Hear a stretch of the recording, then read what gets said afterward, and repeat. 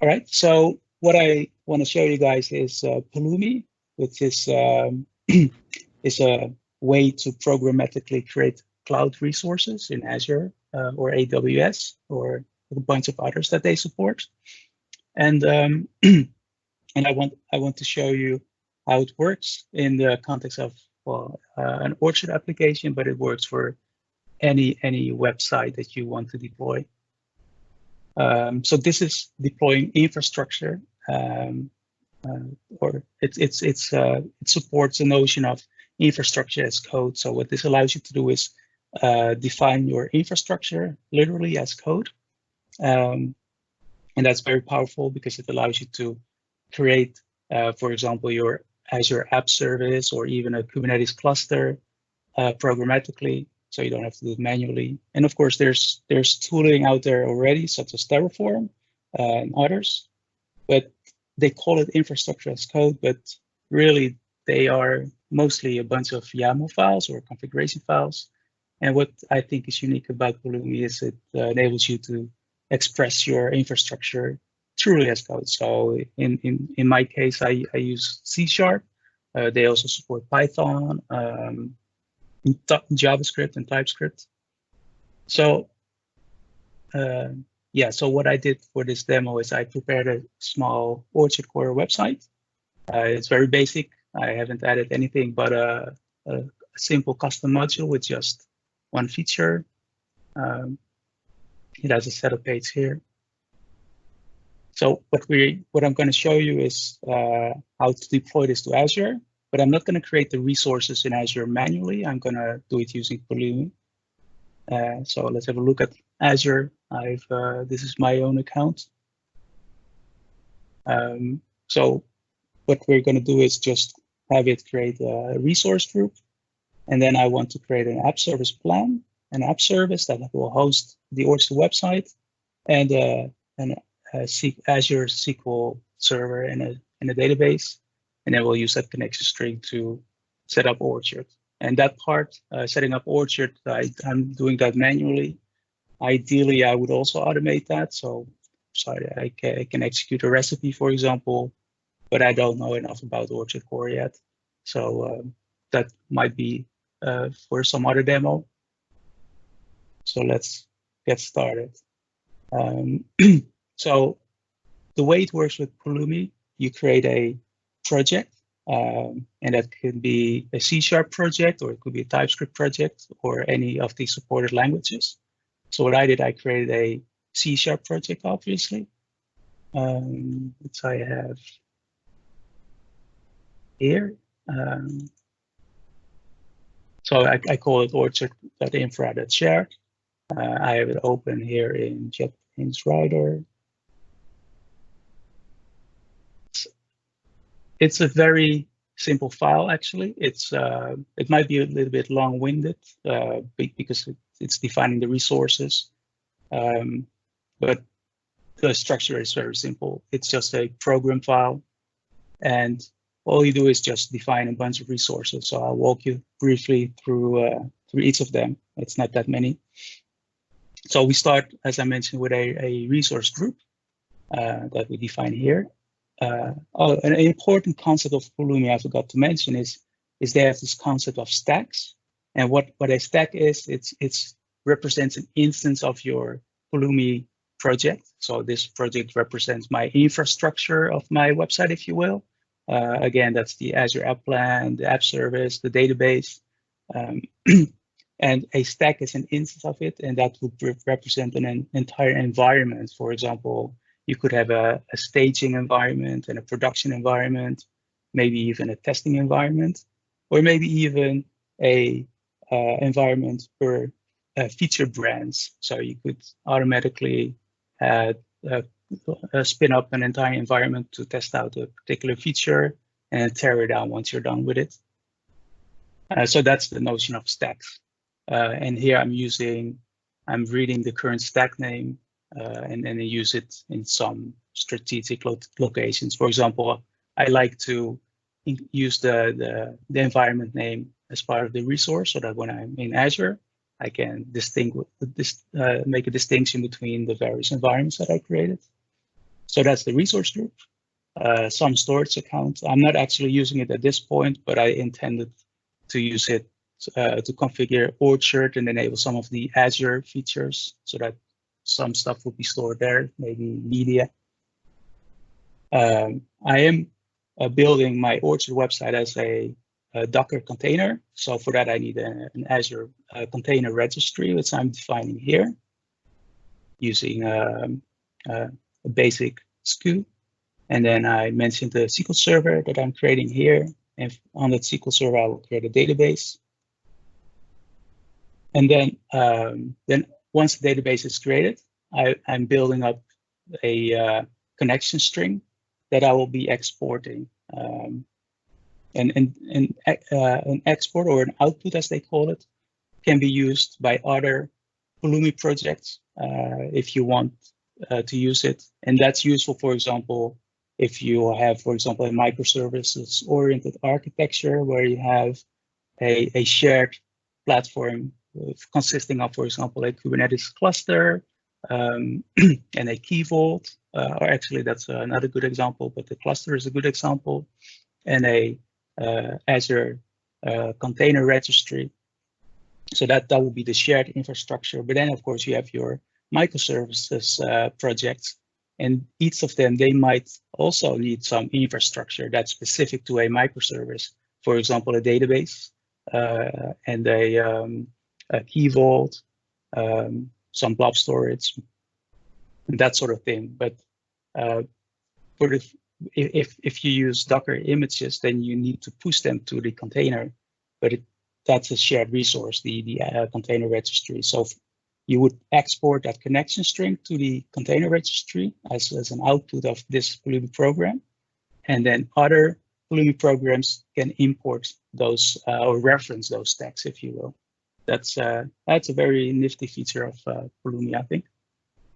Anyway, I'm just exporting it here as an example.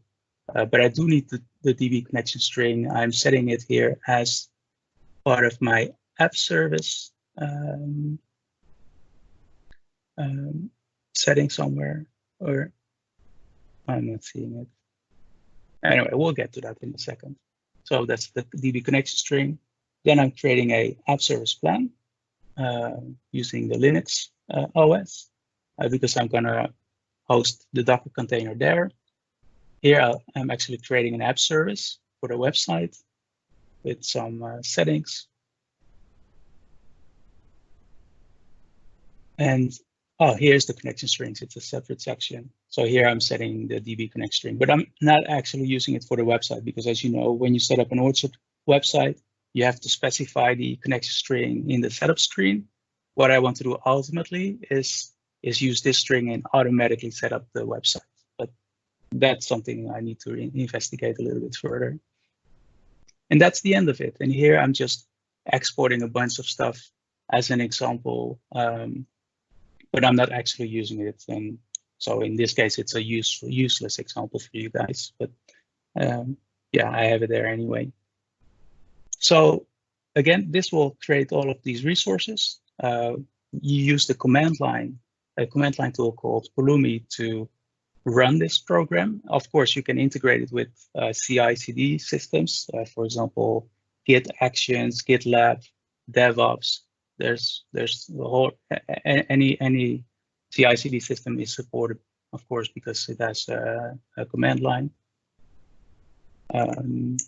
So let's run this. So the way it works, you enter your command and then you say Pulumi up.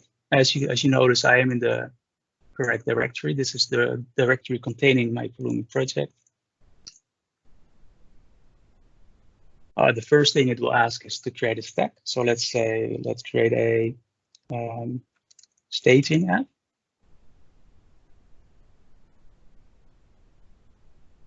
A staging stack, I should say.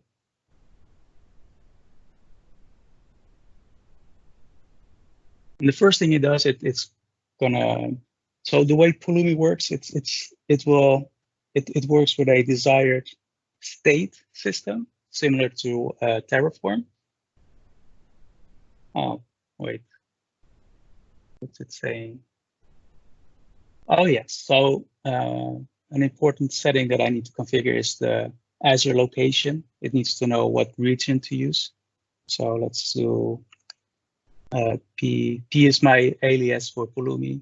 I configure that manually. And so let's say config that Azure location West Europe. Now let's try it again. So as I was saying, it works with the desired state system, and this program will build up a model, a Pulumi model, and then that will be applied by the Pulumi servers. And I'll show you that service in a second. It's free for life, the service for developers. They do have a SaaS model where you can pay for a subscription if you're an organization, but everything is open source, so you are free to host it yourself if you wanted to. Oh yes, and this is a variable I set myself, or it's a configuration setting. That's a, yeah, I need to set the setting as well. That's my SQL password. I could generate it, but I configured it to be set manually. So let's set that as well.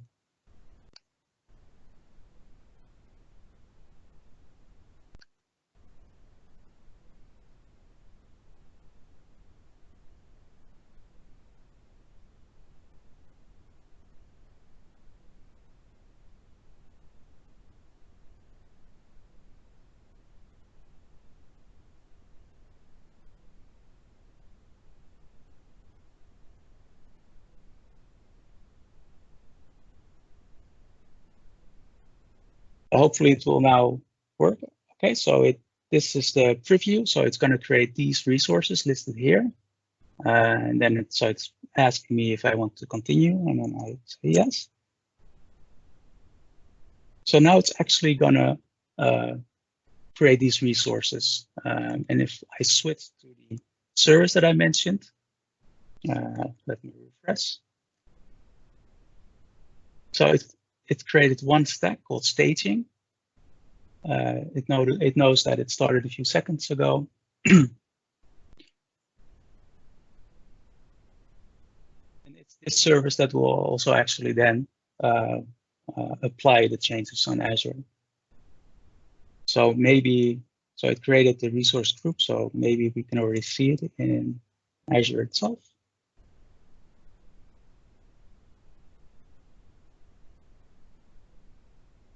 Doesn't seem that way, so maybe it will create it after or in a while.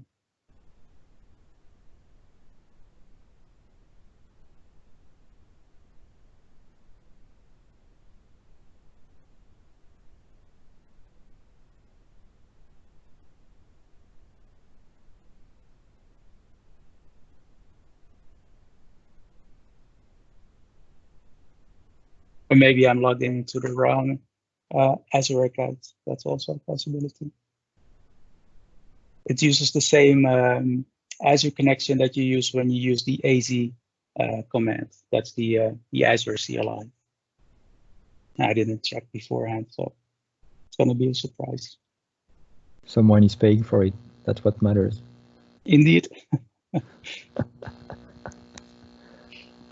also, fortunately, you make a resource group, so it will be easy to delete everything. Yeah, for sure.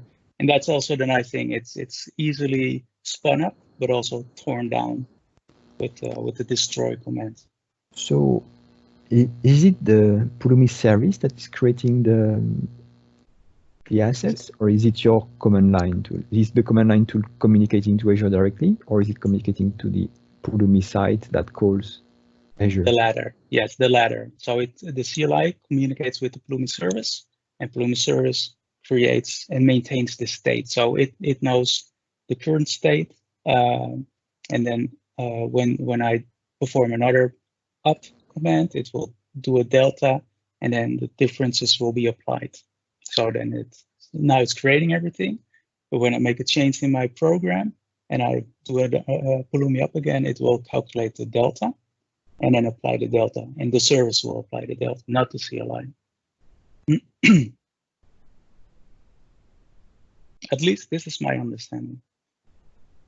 I might be wrong. And it's still running?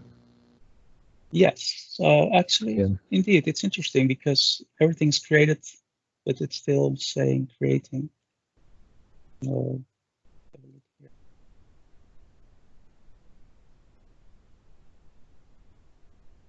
I just need to hit the refresh button. But there is nothing. Maybe am I in different subscription? Yep. Check what I'm logged in as.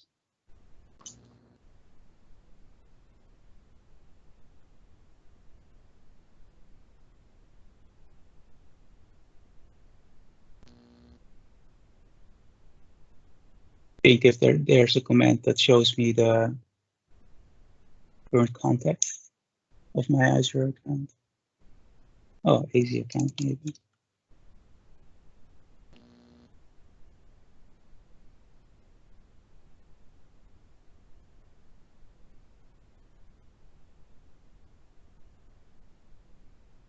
Oh, that's showing all of my accounts. Okay, that's useless.